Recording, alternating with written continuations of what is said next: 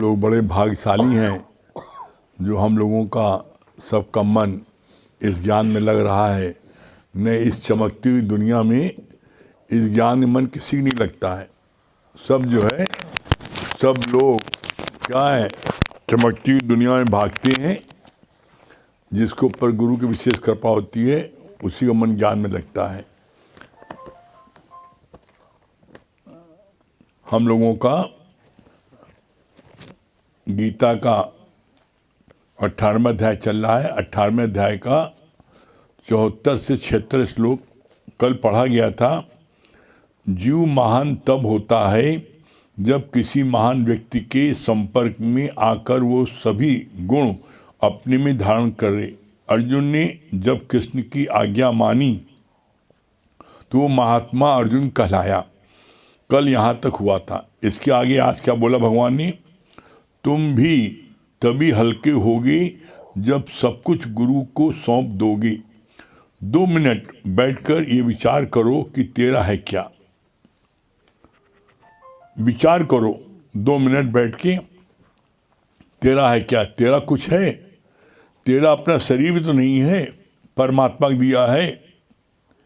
धन दौलत जो कुछ भी प्राप्त है, परमात्मा अगर बुद्धि न देता तो आप कैसे काम लेते धन दौलत? एक स्क्रू ढीला खरीदे पागल खाने पहुंचे रहोगे। तो हर समय परमात्मा का शुक्राना मानो कि परमात्मा ने तुमको ऐसा सालिम शरीर दिया है, सालिम दिमाग दिया है, तो हर चीज़ परमात्मा की। तुम्हारा है क्या? तो कितनी अच्छी बात बोली। तुम तभी हल्के होगे जब सब कुछ गुरु को सौंप दो। जब गुरु को सौंप दोगे तन मन धन, गुरु कहता है जरूर। राजा जनक को बोला तन मन धन दिया तो ज्ञान हो गया। तो क्या राजा जनक से गुरु ने तन मन धन लिया? बोला मेरा समझ के अब अपने राज्य में जाकर के राज्य करो। राज्य करने का तरीका तुमको पता, हमें थोड़ी पता है। लेकिन मेरा समझोगे तो कुछ भी जाने पर खोने पर तुम दुखी नहीं होगे। राजा जनक ने सचमुच अपना तन मन धन अर्पण कर दिया। इसका प्रमाण है। क्या प्रमाण है? जब लोगों को गलतफहमी हुई कि राजा जनक के आने पर ही गुरु सत्संग शुरू करते हैं, मतलब इनसे बड़ा धन दौलत पाते हैं, गुरु प्रति लोगों को शंका हुई। तो क्या किया गुरु ने? एक शिष्य को बोला जब हम सत्संग करते रहे उस समय आके चिल्ला के बोलना राजा जनक के महल में आग लग गई। उसने ऐसे किया। जब चिल्ला के बोला राजा जनक के महल में आग लग गई तो जितने प्रेमी बैठे थे सत्संग सुन रहे थे सब भाग गए। जिनका मकान राजा जनक के महल के पास था वो सब भागे, लेकिन राजा जनक बैठे रहे। आग तो लगी नहीं थी। कुछ ही देर बाद सब वापस आ गए। देखा कि राजा जनक बैठे हैं, बागी सब भाग गए थे। तब गुरु ने बोला आप लोगों के मन में जो एक संशय भ्रम था गुरु के प्रति कि गुरु जो है राजा जनक के आने पर ही सत्संग शुरू करता है, ऐसा क्यों? आप लोगों ने अपनी आंखों से देख लिया। राजा जनक के महल में आग लगी थी, आप सब क्यों भागे? आपका सबका तो महल के पास में घर था ना। राजा जनक के महल में आग लगी थी, क्यों भागे? भाई इसलिए कि उसकी आग की चपेट में मेरा घर भी आ जाएगा, तो हम इसलिए भागे अपना सामान बचाने के लिए। एक संत जी बैठे थे, संत जी आपके पास तो कुछ हो नहीं था, आप काहे भागे? आप तो एक लंगूठी पहने हैं। कहे हम एक लंगूठी सूख रही थी इसलिए भागे। एक लंगूठी में भी आ सकती है। लेकिन राजा जनक बैठे रहे तो गुरु ने क्या बोला? तुम सब में और राजा जनक में क्या फर्क है देख लो। राजा जनक के महल में आग लगी तो तुम सब भाग गए, लेकिन राजा जनक बैठे रहे, उनके महल में आग लगी। तो पूछा गया राजा जनक से कि आप क्यों नहीं भागे। कितना सुंदर जवाब दिया है, जिसकी जले वो भागे। मैंने तो पहले दिन ही गुरु को अपना तन मन धन तीनों दे दिया, तो अब गुरु का है, गुरु भागे मैं क्यों भागूं। तो जब उन्होंने सचमुच अपना सब कुछ अर्पण कर दिया तभी तो भागे। सब लोग तो भागे लेकिन राजा जनक नहीं भागे। तो इसी तरीके से कभी कभी किसी शिष्य को भी ये भ्रम हो जाता है कि गुरु मेरे ही पीछे क्यों पड़ा है। इसलिए पड़ा पीछे क्योंकि तुम्हारे में राजा जनक की क्वालिटी है, तुम्हारे में अर्जुन की क्वालिटी है। जैसे राजा जनक ने अपना तन मन धन तीनों गुरु को दे दिया, न्यारे निर्लिप्त रहे, इसी तरीके से अर्जुन भी भगवान कृष्ण को पूर्ण ब्रह्म मानता था, जानता था। अगर वो जानने के बाद अगर न मानता तो फिर इसका प्रमाण है। वो क्यों वो मानता था, प्रमाण है। कैसे प्रमाण है? जिस समय युद्ध होने जा रहा था कौरव पांडव का, तो अर्जुन और दुर्योधन दोनों भगवान कृष्ण के पास सहायता के लिए पहुंचे। भगवान कृष्ण ने बोला, मेरे पास दो चीज है, एक तरफ मेरी अक्षौणी सेना है जिसको आज तक कोई जीत नहीं पाया, अजय है, और दूसरी तरफ मैं अकेला निहत्था हूं। बोला कृष्ण ने, मैंने अर्जुन को पहले देखा है, इसलिए ये चॉइस मैं अर्जुन को पहले देता हूं। अर्जुन जो चाहे मांग ले। अर्जुन ने क्या मांगा? भगवान हमें सिर्फ आप चाहिए। दुर्योधन डर रहा था कि भगवान ने पार्शलिटी की है, मैं पहले पहुंचा, भगवान ने अर्जुन से पहले पूछा। तो भगवान ने कहा, नहीं भाई, मैंने देखा पहले अर्जुन को। क्यों? क्योंकि अर्जुन बैठा था पैताने और दुर्योधन बैठा था सरियाने। जब किसी की नींद खुलेगी तो पैताने बैठा सामने उसी को दिखाई पड़ेगा ना। भगवान कृष्ण का मैंने पहले अर्जुन को देखा है, इसलिए मैं पहले अर्जुन से पूछूंगा। तो अर्जुन की श्रद्धा पता लग गई। भगवान कृष्ण ने पार्शलिटी नहीं की कि अर्जुन को बोला कि हम तुम्हारी तरफ रहेंगे और दुर्योधन को सेना देंगे, या सेना तुमको देंगे, अर्जुन हम दुर्योधन तरफ रहेंगे। उन्होंने अर्जुन पर छोड़ दिया और कहा तुम्हारी चॉइस है। एक तरफ, और कितना साफ बोला, एक तरफ मैं निहत्था शस्त्र नहीं उठाऊंगा, ये भी डरा दिया। अरे युद्ध में तुम्हारा क्या काम भाई, अगर शस्त्र नहीं उठाओ तो काम क्या तुम्हारा। लेकिन फिर भी अर्जुन को पता था कि पूर्ण ब्रह्म है। क्यों? पूर्ण ब्रह्म के अंश मात्र से सारी सृष्टि की उत्पत्ति हुई है। तो जब अंश मात्र से सारी सृष्टि उत्पत्ति हुई है तो ये इतने सैनिक क्या करेंगे अकेले। अर्जुन ने भगवान कृष्ण को लिया, परिणाम देखो क्या हुआ, विजय किसकी हुई। जबकि दुर्योधन की तरफ भगवान कृष्ण की अक्षौणी सेना भी थी, उसके साथ साथ दुर्योधन की तरफ ऐसे ऐसे वीर थे जिनको कोई जीत नहीं सकता था। अर्जुन नहीं जीत सकते थे। कैसे? भीष्म पितामह, उनको इच्छा मृत्यु का वरदान था। गुरु द्रोणाचार्य, उन्होंने इन लोगों को सिखाया, अर्जुन को सिखाया धनुष बाण, वो गुरु थे, उनसे कौन जीतेगा। कर्ण अर्जुन से बेहतरीन धनुष विद्या वो जानता था। तो ऐसे से महारथी थे जिनको दुर्योधन के उसमें कि उनको अर्जुन का पक्ष का कोई व्यक्ति उनको नहीं जीत सकता था। लेकिन भगवान कृष्ण का मैं हथियार नहीं उठाऊंगा, लेकिन सभी को युक्ति से सबको मरवा दिया, सभी युक्ति से मरवा दिया भगवान कृष्ण ने। तो जो ब्रह्म है, परमात्मा है, पूर्ण ब्रह्म है, वो जिसकी तरफ रहेगा वो हमेशा जीतेगा। तो हमेशा अपनी तरफ भगवान को, गुरु को अपने पक्ष में ले लोगे तो तुम्हें दुनिया का कोई व्यक्ति हरा नहीं सकता। तुम जीतोगे, हर जगह जीतोगे। ठीक है, बाकी जो आगे अमित भैया बताएंगे।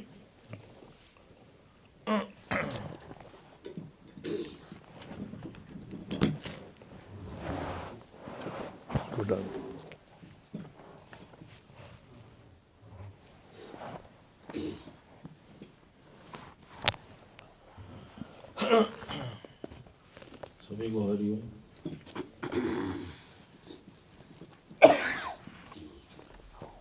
देखिए, सत्संग की जो महिमा है वो अपरंपार है।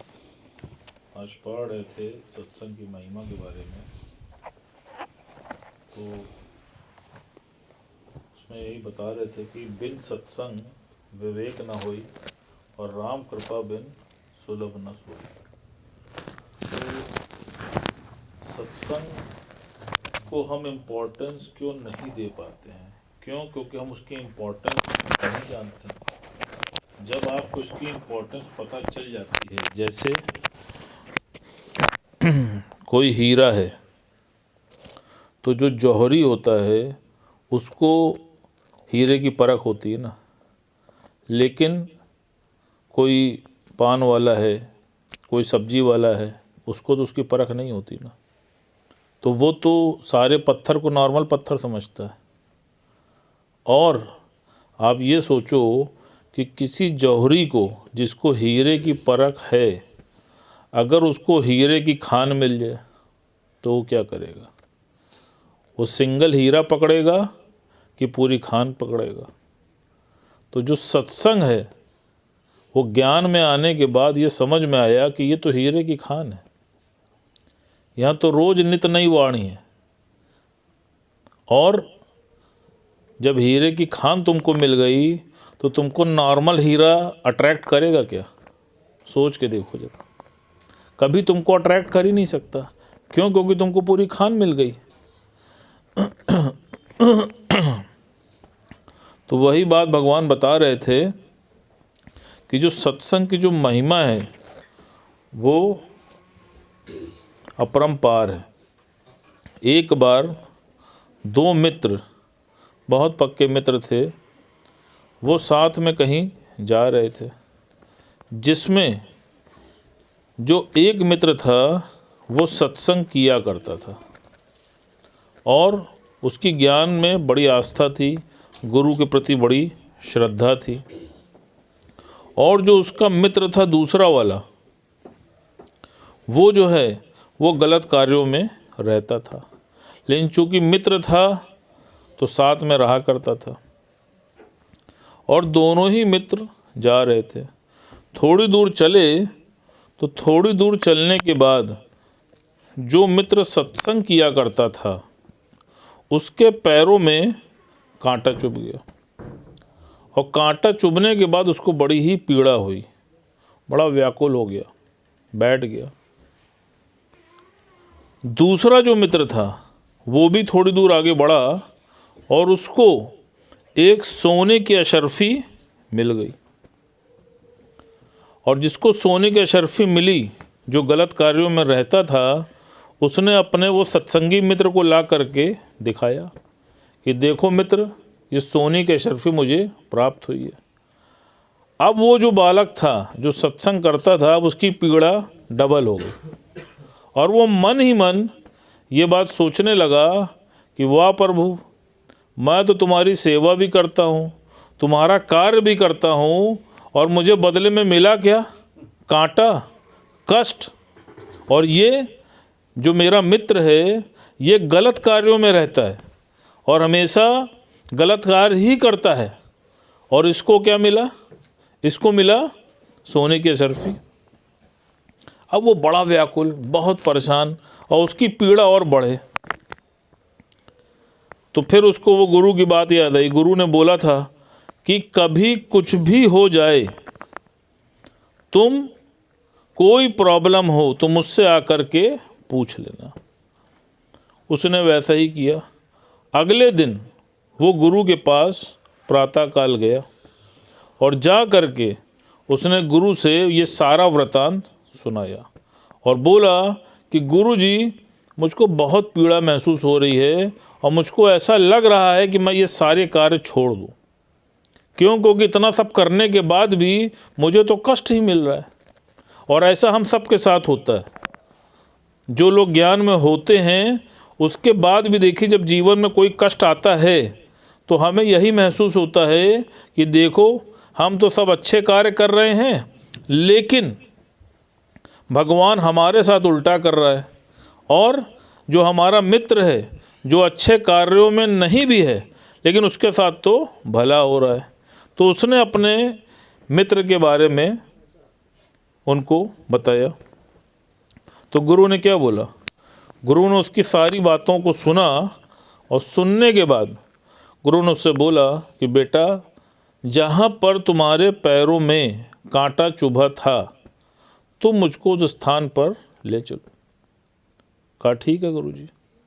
अगले दिन गुरुजी उस जगह पे जहाँ पर कांटा चुभा था उस बालक के साथ पहुँचे और पहुँचने के बाद उन्होंने उस जगह में खुदाई करी। तो जब खुदाई करी तो दिखा गया कि नीचे जो है फांसी का फंदा था।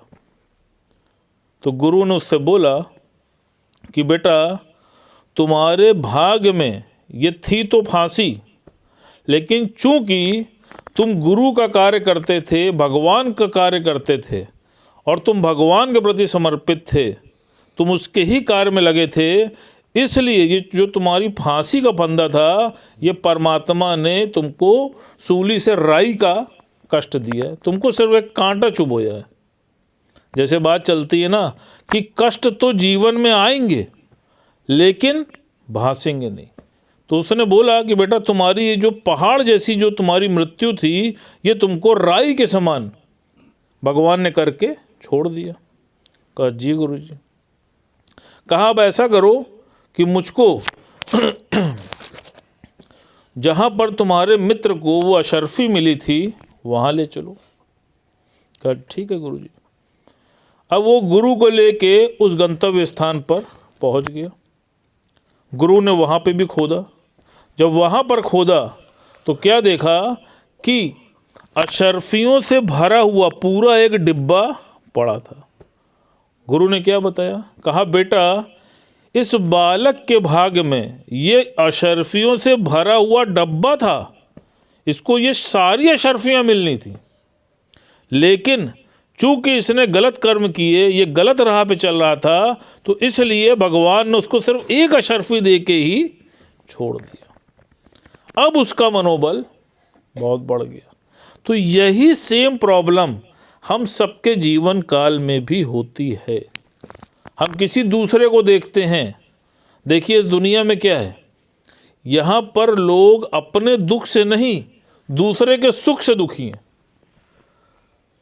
दुख कहीं नहीं है, दुख है एक विचार विच।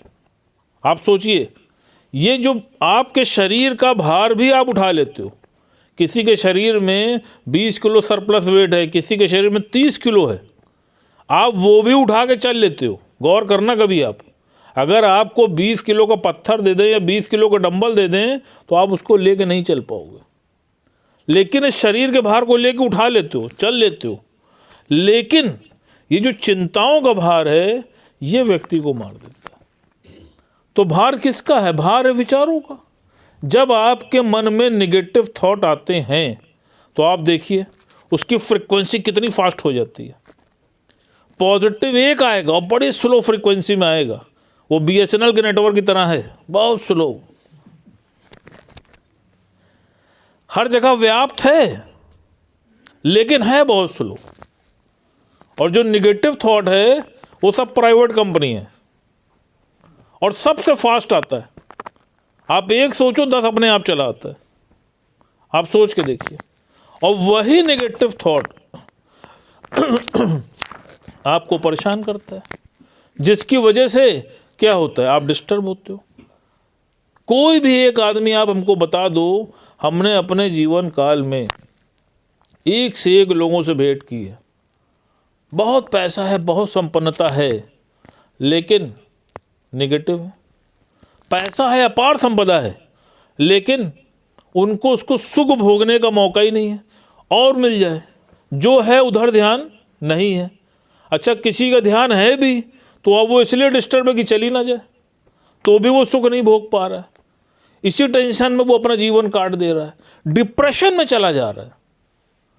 और सबसे पहले आप कभी भी गौर कर लीजिएगा कि एक लेश मात्र बराबर भी अगर कोई तनाव आपके दिमाग में आया तो सबसे पहले तो आपकी नींद उड़ जाती है। आप देखिए, नींद नहीं आती। गुरुजी ने बोला है ना इसीलिए कि धरती पे केवल 2.5 सुख है, जिसमें पहला सुख है अच्छी निद्रा। पहला सुख दादा भगवान ने बोला है कि पहला सुख है अच्छी निद्रा। अगर तुमको लेटते ही साउंड स्लीप आ रही है, सो गए, तो समझ लेना कि परमात्मा की तरफ से वो एक सुख तुमको प्राप्त है। फिर क्या बोला? दूसरा सुख। कहा दूसरा सुख है अच्छा स्वास्थ्य। नींद अच्छी आएगी तभी तुम्हारा स्वास्थ्य भी अच्छा होगा, वरना तुम्हारा स्वास्थ्य अच्छा हो ही नहीं सकता। आप देखिए, कभी कोई प्रॉब्लम शरीर में आ जाती है तो क्या होता है, डॉक्टर आपको नींद की दवा देता है कि भैया साउंड स्लीप सो, कोई तुमको डिस्टर्ब ना करने पाए। जब तुम सोगे तभी तुम्हारी रिकवरी होगी। तो दूसरा भगवान ने क्या बोला? अच्छा स्वास्थ्य। और आधे में क्या है? आधे में ये सारी माया है, धन दौलत, मकान, दुकान, बीवी, बच्चे, प्रॉपर्टी सब है, और वो भी परमात्मा की तरफ से सबको ही प्राप्त है। बस वो 8 आने में ही वेरिएशन है।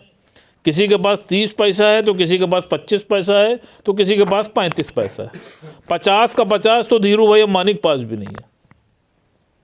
आप सोचिए, और उसी 10-20 पैसे की मारामारी में हम अपने दोनों सुख जो है वो त्याग देते हैं। उसी के लिए सारा तनाव, सारी चिंता, सारी बेईमानी, सारी ठगी, और उसके बाद क्या है? सारी परेशानी।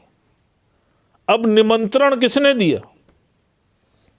भैया, तुम अपने यहाँ कोई भी फंक्शन करते हो, कोई भी आयोजन करते हो, तो कौन आता है? जिसको तुम बुलाते हो। अधिकारी को बुलाते हो तो अधिकारी आता है, और व्यापारी को बुलाते हो तो व्यापारी आता है। इसी प्रकार तुम भी तनाव लेके किसको बुलाते हो? जब तुम तनाव लेते हो तो क्या आएगा? Depression, hypertension, high BP. और इन सब का प्रभाव कहाँ पड़ेगा? इन सब का प्रभाव तुम्हारी हेल्थ पे पड़ेगा। बहुत गुस्सा करोगे, लीवर फेल हो जाएगा। ज़्यादा तनाव में रहोगे, ब्रेन हेमरेज हो जाएगा। अब अपने अंदर झांक के देख लो कि इसके क्रिएटर है कौन? इसके क्रिएटर तुम स्वयं हो। परमात्मा ने नहीं क्रिएट किया है। जैसे तुम्हारे आमंत्रण पे ही तो सब आ रहे हैं, ठीक इसी प्रकार तुम ही तो इनको आमंत्रित कर रहे हो। यह है कहाँ? भगवान ने बोला ना कि तुम जैसा संकल्प करते हो वैसा ही तुम्हारे जीवन में हो जाता है। तो तुम ऐसा संकल्प क्यों करते हो? तुम क्यों नहीं परमात्मा के प्रति डिवोटेड होकर रहते हो? क्यों? क्योंकि तुमको ऐसा लगता है कि तुम क्रिएटर हो, तुम करने वाले हो। और जब तुम ये सोच लेते हो कि मैं करने वाला हूं, तभी अभिमान आ जाता है, तभी अहंकार आता है ना। और अहंकार ही भगवान का भोजन है। आप देख लो, अहंकार तो रावण का भी नहीं टिका, जो इतना शक्तिशाली था, जिसने सारे ग्रहों को अपने कब्जे में कर रखा था। तुम्हारा तो एक ग्रह बिगड़ जाए तो तुम सुधारने में लग जाते हो कि भैया मंगल बिगड़ गया या शनि बिगड़ गया। उसके पास तो जितने ग्रह थे वो सबको पकड़ के बैठा था। आप सोचो जरा, उसके बाद भी उसका अंत हुआ कि नहीं हुआ? फिर वही बात आ गई, अंत क्यों हुआ? क्यों? क्योंकि उसने परिस्थितियां क्रिएट की ना। भगवान थोड़ी नहीं मारने जा रहे थे, क्रिएटर तो वो खुद था ना। अगर वो ऐसा कांड ना करता, हरण ना करता या माता को सौंप देता तो क्या उसका वध होता? नहीं होता। ठीक इसी प्रकार सोचो, जब वो ये सब सारे ग्रहों को कब्जे में करने के बाद भी उसका अंत हो गया। ठीक इसी प्रकार तुम्हारे पास भी सारी शक्तियां विद्यमान हैं, लेकिन तुम क्या कर रहे हो? तुम बुला उन्हीं शक्तियों कर रहे हो जो तुम्हें इफेक्टेड कर रही हैं। तुम सिर्फ उस निगेटिविटी को अपने से दूर कर लो। अगर तुमने इतना सा संयम अपने ऊपर रख लिया तो तुम्हारा कोई कुछ नहीं कर सकता। और फिर जिसके साथ वो परमपिता परमेश्वर है तो उसका कोई बाल भी बाका कर सकता है क्या? आप एक चीज सोचो। अच्छा, अब इसके साथ दूसरा थॉट भी सोच लो। आप सोचो कि माता सीता का हरण जब तक भगवान राम कुटिया में थे, क्या रावण कर पाया था? क्या नहीं कर पाया ना। कर कब पाया? जब भगवान राम उनसे दूर गए। तो जब माता सीता से भगवान राम दूर हुए तब तो उनका हरण हुआ। अगर भगवान राम वहां रहते तो क्या उनका हरण हो सकता था? नहीं हो सकता था। ठीक इसी प्रकार जब तक तुम्हारे मन मंदिर में, तुम्हारे हृदय में परमात्मा बैठा है तो माया तुम्हारा बाल भी बाका कर सकती है क्या? सोच के देखो। तुम्हारा बाल भी बाका तभी होता है जब परमात्मा तुमसे दूर होता है। तो तुम दूर करते क्यों हो? अपनी कोई ना कोई इच्छा के कारण ही तो दूर करते हो। किसी वस्तु की तरफ अट्रैक्ट होते हो, किसी लड़की की तरफ अट्रैक्ट होते हो, किसी प्रॉपर्टी की तरफ अट्रैक्ट होते हो, तभी तो तुम्हारा ध्यान ईश्वर से हटके उस वस्तु पे लगता है। भूल किसकी है? भूल तुम्हारी है। भगवान ने क्या बोला है? Troubles won't come if you do not invite them. तो समस्या को निमंत्रण किसने दिया? समस्या को निमंत्रण तुमने दिया। तो जब तुमने किसी को निमंत्रण दिया तो फिर भोजन तो वो तुम्हारा ही करेगा, तो वो कर लेता है। तो इसीलिए भगवान ने बोला है कि ज्ञान सुनने के बाद don't take tension, always be attention. तो अटेंशन रहो, अटेंटिव रहो। जब आप अटेंटिव रहोगे तो आपसे कोई भूल नहीं होगी। लिखा होता है ना कि सावधानी हटी कि दुर्घटना घटी। तो सावधान रहो। क्यों लापरवाही करते हो? हर चीज में सावधान रहो। किसी भी कार्य को करने चल रहे हो तो एक पल अपने मन में सोचो कि इस कार्य को करने से अगर मेरे जीवन में या मेरे मन में कोई भी अशांति उत्पन्न होती है तो उस कार्य को मत करो। क्यों? क्योंकि भगवान ने बोला है कि the aim of life is peace of mind, not money. लेकिन तुम्हारी प्रॉब्लम क्या है कि तुम मनी में पीस ढूंढ रहे हो जिसमें पीस है नहीं। और फिर क्या होता है? तुम्हारे हृदय के पीस पीस हो जाते हैं, मतलब टुकड़े टुकड़े हो जाते हैं और इन्हीं टुकड़ों में बढ़ जाते हो। तो अभी भी मौका है। उस दिन भी बोला गया था कि 2022 भगवान ने दी है तुमको नई चॉइस। अभी भी मौका है। सब तरफ से वृत्ति को समेट के परमात्मा में लगा दो, और लगा दोगे तो निश्चित जान लेना कि तुम उस मुकाम को अवश्य प्राप्त कर लोगे। और जो ऐसा कर रहा है तो वो देख लो, आनंद, शांति, संतोष, प्रफुल्लता ये सब प्राप्त कर रहा है। और नहीं तो फिर अपनी मर्जी। हरि रागिनी जी फरीदाबाद।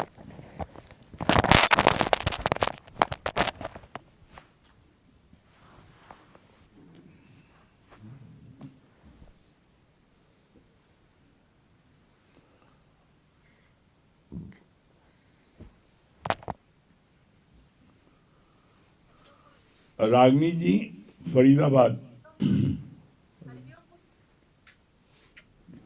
हरिओम। बस गुरु जी आपकी बहुत बड़ी कृपा है, और बहुत बड़ी कृपा लेके हम लोग आए हैं यहाँ पे वापस। और आपकी कृपा तो हर समय चलती रहती है। आपकी कृपा से हम लोग गुरु जी बिल्कुल ठीक ठाक पहुंच गए। और जो है, जैसा आपने बोला कि हर जो है पूर्ण ब्रह्म में ही अंश मात्र से पूरी सृष्टि का निर्माण हुआ है। हमें चला रहे हैं, हमारे साथ हमारे यहाँ पर साक्षात परमात्मा है, इसलिए हमें उनके शरण में रह के जो जैसा वो कहते हैं वैसा कर जाओगे तो सब अच्छा है। अभी आपको फिर से मिलाते हैं, आपका नेटवर्क नहीं ठीक चल रहा है। जब तक दुर्गा जी बात कर लेते हैं। दुर्गेश भैया, हरिओम गुरुजी। हाँ हरिओम दुर्गेश भैया, आप लोग इलाहाबाद आए, धन्यवाद। कैसा लगा आपको यहाँ आना और क्या बता रहे हैं? जी गुरुजी। गुरुजी, सबसे पहले तो आपके चरणों में कोटि कोटि प्रणाम और आपके लाख लाख शुक्राने हैं कि आपने मुझे अनुमति दिया आने का, कि आपने हमें इस मौसम में मेरे तो छोटी सी बुद्धि है, मैंने इतना कुछ नहीं समझ पाया कि ठंड है क्या है कैसे, बस मेरा मन कर गया भाई चलना है तो मैंने आपसे जो, और आपने एक बार भी कुछ नहीं, आपने बोला ठीक है बेटे आ जाओ। तो आपके लाख लाख शुक्राने हैं। फिर मंगल भैया के लाख लाख शुक्राने हैं कि कैसे भैया ने, मैंने सिर्फ नाम दिए और भैया ने सारे टिकट वगैरह का अरेंजमेंट भैया ने कैसे कर दिया। एक पाई पैसे मैंने उनको नहीं दिया और उन्होंने कैसे सारी टिकट का अरेंजमेंट सारी चीजें कर दी। तो कैसे आप अपना कार्य करवा लेते हैं, ये गुरुजी लाख लाख शुक्राने हैं आपके। फिर वहां जाने के बाद जो आनंद की प्राप्ति आई वो अपने आप में बहुत, उसको मुख से बोल के मैं बयान नहीं कर सकता कि कैसे हम लोग गए। और जब हम लोग ट्रेन में बैठे तो ये था कि ट्रेन लेट आएगी, ये हो रहा था कि ट्रेन 2-3 दिन से लेट जा रही थी, 12-1 बजे पहुंच रही थी प्रयागराज।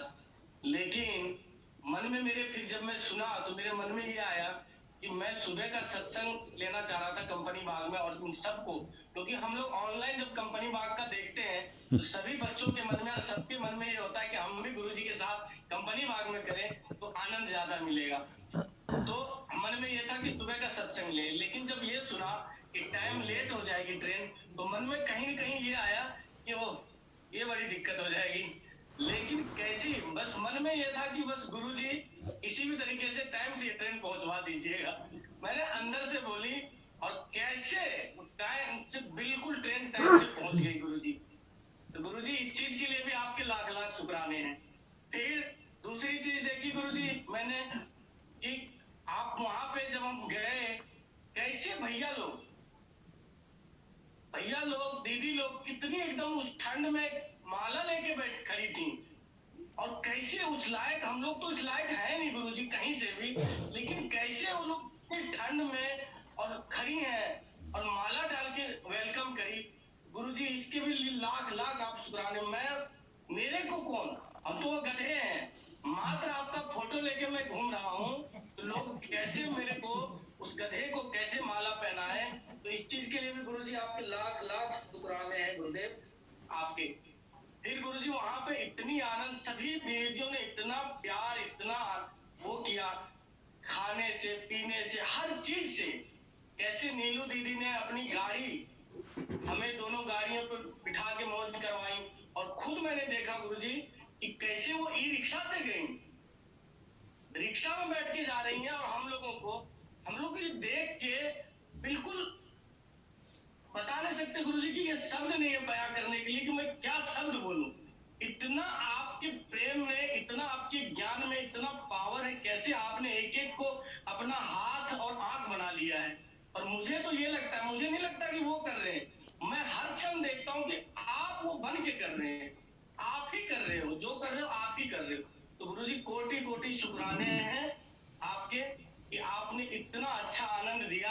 और आज हर प्रेमी कि बस बोलते बोलते, आज सत्संग में 3 से 4 की सत्संग यहाँ होती है, मैंने सबसे थोड़ा सा पूछा, सबके कोई ऐसा व्यक्ति नहीं था जिसकी आंख से आंसू नहीं आ गई, सब लोग शुक्राने में भीगे हुए हैं, डूबे हुए हैं। तो हरिओम गुरु जी। हाँ पूजा जी, क्या अनुभव बता रही हैं? हरिओम गुरुजी, बताने के लिए शब्द ही नहीं बचा, क्या बताएं। गुरुजी सच में हम लोग इतने भाग्यशाली हैं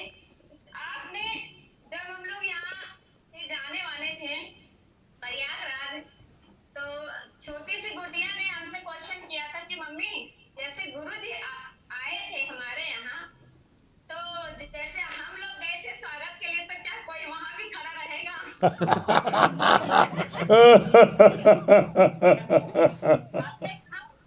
बस हमारे अंदर आत्मा से गुरुजी एक बात निकली थी, बेटा वो गुरुजी हैं और हम उनके भक्त हैं, तो भक्त हमेशा सेवा के लिए खड़े रहते हैं। लेकिन सच में गुरुजी वो बात आपने आज स्थापित कर दी कि परमात्मा जो है भक्त में विराजमान रहते हैं हमेशा। कैसे आपने उस छोटी सी गुड़िया का मतलब भाव आपने कैसे प्रकट किया और आपने दिखाया, वो इतनी खुश हुई जाके, और मतलब बच्चे बच्चे के रोम में भी आप इतने बसे हुए हो कि सच में गुरुजी आपका लाख लाख शुक्राना है। और जितने भी हम लोग वहां पर आए, जितने भी सत्संग प्रेमी हैं, वहां देखा हमने कि लक्ष्मी दीदी को देखा और संगीता दीदी को देखा कि जो 4-5 दिन पहले हॉस्पिटल में एडमिट थी और उनको कुछ ही दिन हुए थे आए, लेकिन उनके चेहरे से देख के लग ही नहीं रहा था कि वो बीमार हैं। हमने उनको टोका भी, मैंने कहा दीदी आप तो किसी एंगल से नहीं लग रही हो कि आप हॉस्पिटल से आई हो, आप ऐसा लग रहा था कि जैसे सचमुच गुरुजी ये सारा कार्य कैसे कर रहे हैं। और लक्ष्मी दीदी, नीलू दीदी, वंदना दीदी, सबका सच में सबका नमन है सबको। सबने इतना प्रेम, इतना भाव दिया कि और पीछे भैया बैठे हैं, क्या बता रहे हैं भैया? पीछे बैठे हैं आपके। और हाँ, आइए, क्या क्या आपको मिला आने पर? आपको आपके होम मिनिस्ट्री क्या मिला? हरिओम गुरुजी। हरिओम।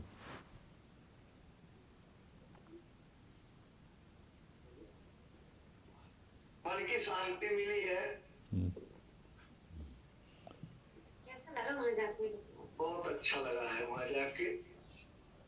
चलिए, आपके होम मिनिस्ट्री क्या बता रही है? हाँ, आप आइए आगे, जिन्होंने चाय पिलाई थी।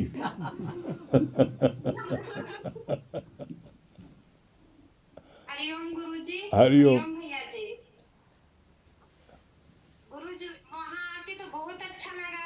ऐसे तो अपनों में कभी नहीं ऐसा हुआ था। स्टेशन पे जाओ तो कोई अपना कोई लेने नहीं जाता। जहाँ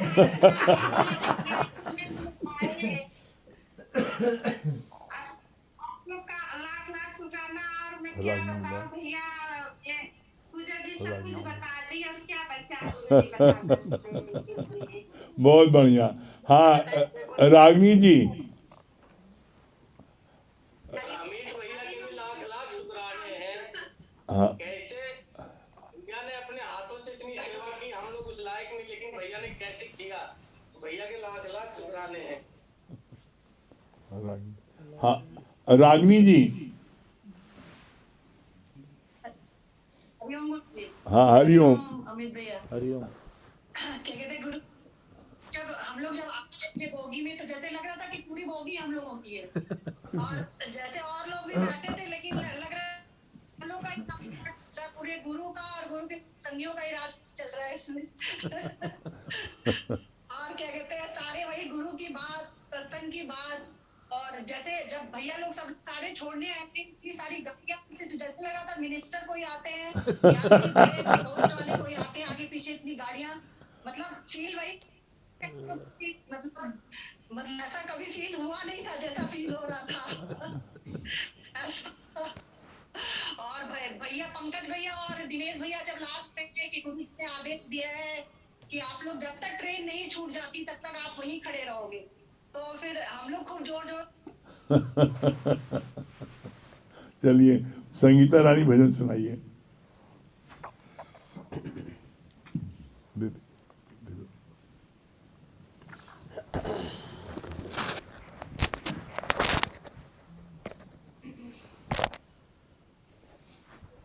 और नहीं कुछ तुमसे कहना, और नहीं कुछ तुमसे कहना,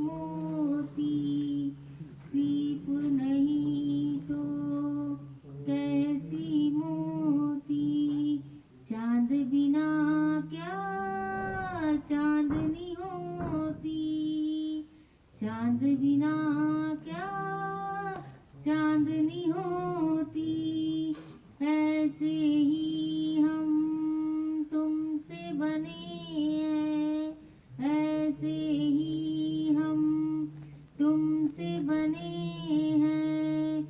मेरे सतगुरु, मेरे सतगुरु, मेरे सतगुरु, मुझ में ही रहना।